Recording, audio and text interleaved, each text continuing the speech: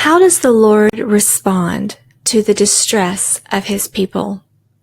That's what we're going to find out today in Psalm 18.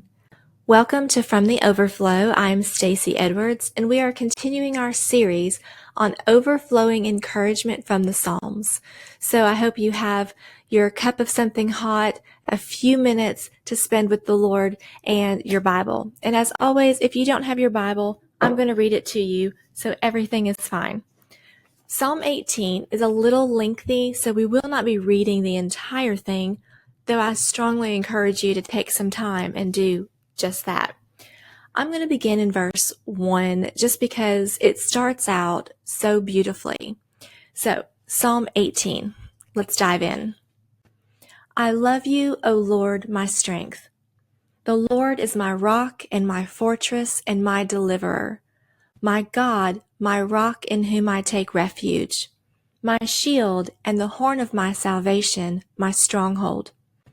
I call upon the Lord who is worthy to be praised, and I am saved from my enemies. So I love those opening verses. Again, the psalmist just reminding himself of who God is. But then he talks about his current situation. Look at verse 4. The cords of death encompassed me. The torrents of destruction assailed me. The cords of Sheol entangled me. The snares of death confronted me. In my distress, I called upon the Lord. To my God, I cried for help. So the psalmist is currently experiencing death, destruction, distress.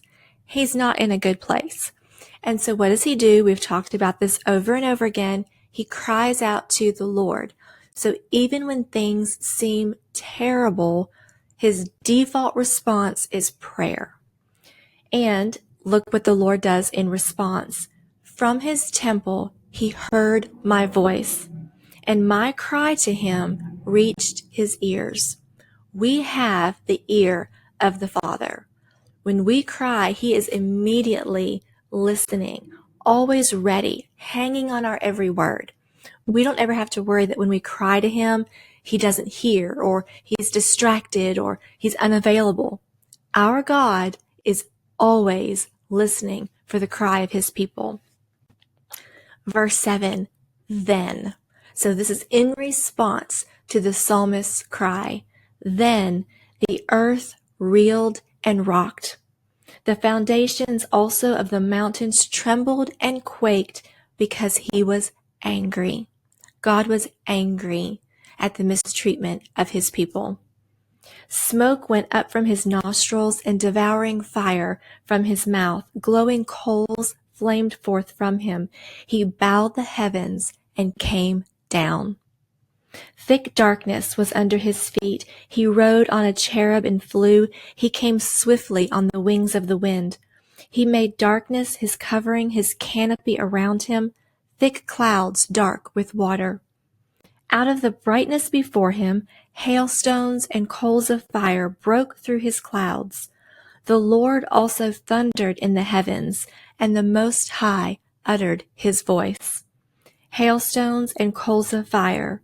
And he sent out his arrows and scattered them. He flashed forth lightnings and routed them. Then the channels of the sea were seen, and the foundations of the world were laid bare. Jump over to verse 16. He sent from on high. He took me. He drew me out of many waters. He rescued me from my strong enemy and from those who hated me, for they were too mighty for me. They confronted me on the day of my calamity, but the Lord was my support. He rescued me out into a broad place. He rescued me because he delighted in me. Oh, isn't that good? I could keep going. This is a really good psalm. But what I wanted you to see is that when his people were being mistreated and they cried out to him, the Lord was angry. He is passionate about his people. Those verses where it said he came down, he was angry, he uttered his voice, that was in direct response to his people's cry for help. The Lord is passionate about his people. And so we can know that when we cry to him, he is listening. He is actively waiting and ready. This psalm begins with David declaring his love. Like, I love you, Lord, David said. And then he described his current situation. He cried for help. He received help. But then I want you to see at the very end, the very last verse, 50.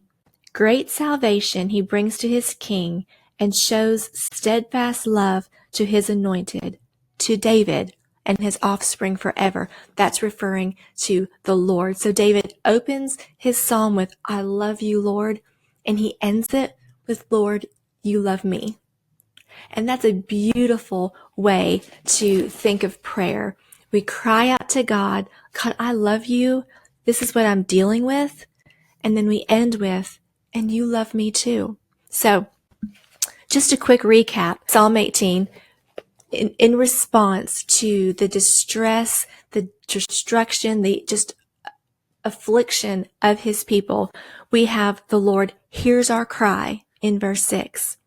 He rescues us. That is verse 17, 19, and 48. The Lord deals justly with us. Verse 20 and 24. The Lord brings light to our darkness. That's verse 28. The Lord equips us for the battles we face. That is verse 32, 34, and 39. The Lord provides a place of security. That is verse 33 and 36. The Lord brings victory.